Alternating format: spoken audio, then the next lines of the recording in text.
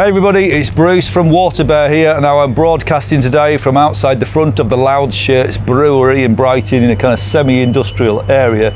The reason that I'm here is that Loud Shirts not only make great beer, but they're also turning this brewery into a venue, a music venue, which is very interesting. But today we are thinking about how to record an album on a budget. But more than that, we actually want to record an album that will take you from where you are now to where you want to be. So yes, it's possible to make an album for nothing, but with a little bit of spend here and there, I think it's possible to take that kind of album and make something that's so strong it competes nationally. Because that's where we want to be. We want to be amongst those kind of national bands touring at that level and possibly even on an international level as well. So I'd encourage everybody to be ambitious and just to make great music, because at the end of the day, that's what drives everything. The better the songs, the better the record, the better your career is going to be. So where do we start? So I come from an era that's not only pre-internet, it's pre-CDs. I was making records in the late 80s, early 90s, that's when I started. Album budgets were astronomical.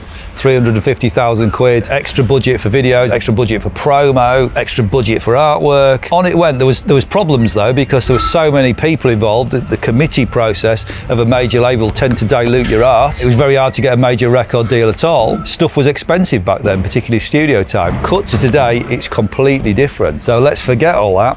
Let's think about this in the way that a modern band would do, but let's also think like a modern big band, because at the end of the day, with a small amount of budget, you guys have got to make a record that dominates your local scene, but also helps you compete at a national and international level. So how much does that cost? Well, the answer to that is it can cost anything from nothing to whatever you want to pay. So what you guys have got to do are look at the artists that are getting this right, work out how they're making it work, and adopt those models for your own purposes. So I'm going to give you some specific figures here, and if I was making a record right now, I'd probably crowdfund it. Despite the whole pledge stuff that's going on, I still really believe in crowdfunding. I think that's a more viable way forward than a record deal. I would go for crowdfunding, and I want to raise about £10,000 to make a rock record, 10 to 15. And the reasons I want that money are for these reasons. One of them is that I want to be in a decent studio to record the drums, and I want to record onto tape. That's a fairly eccentric choice, but I like the sound of tape, so that's, you know, to me it's really important, but it does add costs. I also want to use a producer who's had a track record. Now that will cost money, but it won't cost as much perhaps as you think. It's affordable for most of us, and it could make a fundamental difference to this record. I want to allow some budget for somebody else probably to mix it. From experience, I've realised that the person who makes the record is often not the best person to mix it, because I've lost a little bit of objectivity along the way. So I've got to build in a little bit of budget for mixing and mastering, come to that. I also have to think about artwork, and I'm also going to have to think about promo videos as well. Put that all together. These days, amazingly, we can do all that for about £10,000 to £15,000, and very excitingly, it's not going to cost us that much more to add a bit of PR and promo and press, and also a little bit of plug-in for radio. So all this stuff is within our grasp. Now, there's one other album cost that we haven't talked about, which I would really recommend you thought about, and that is bringing in some songwriters who've had some real success and have a track record.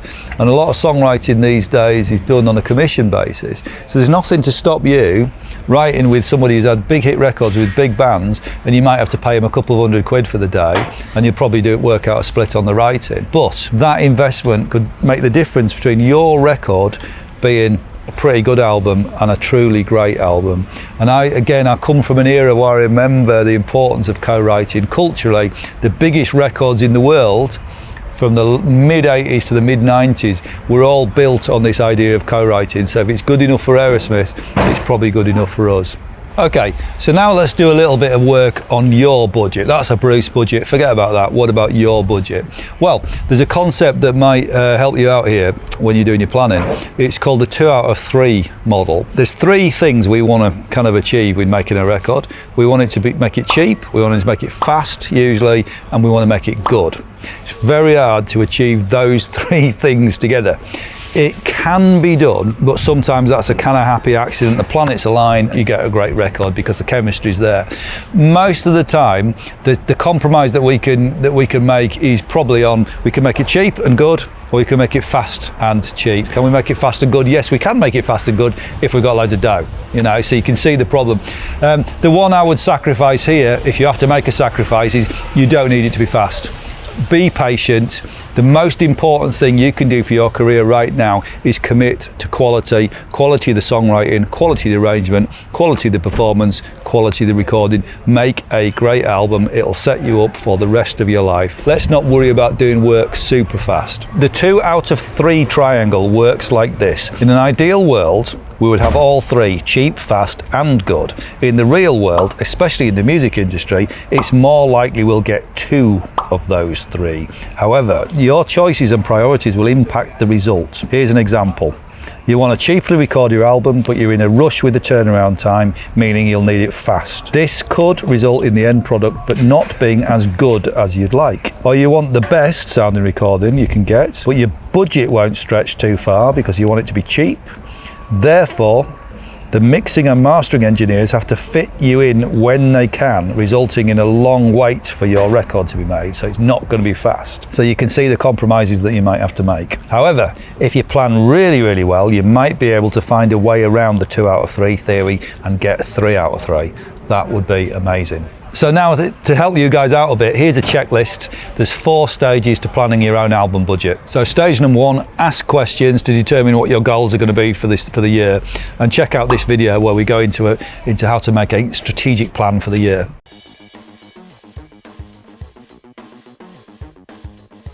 Number 2, simply make a list of your expenses. And what I've done here, I've included merchandise and stuff like that, because these days campaigns are rarely just about the music, they're tied in with t-shirts and product as well.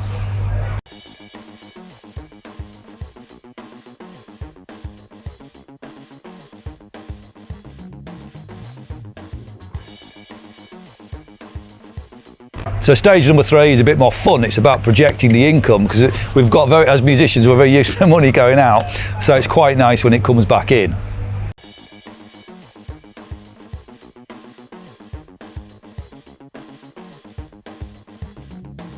Number 4, this is about tracking your progress, taking your creative brain, switching off from the songwriting for just a minute on the actual music side, and applying that amazing creative brain you've got to the business side.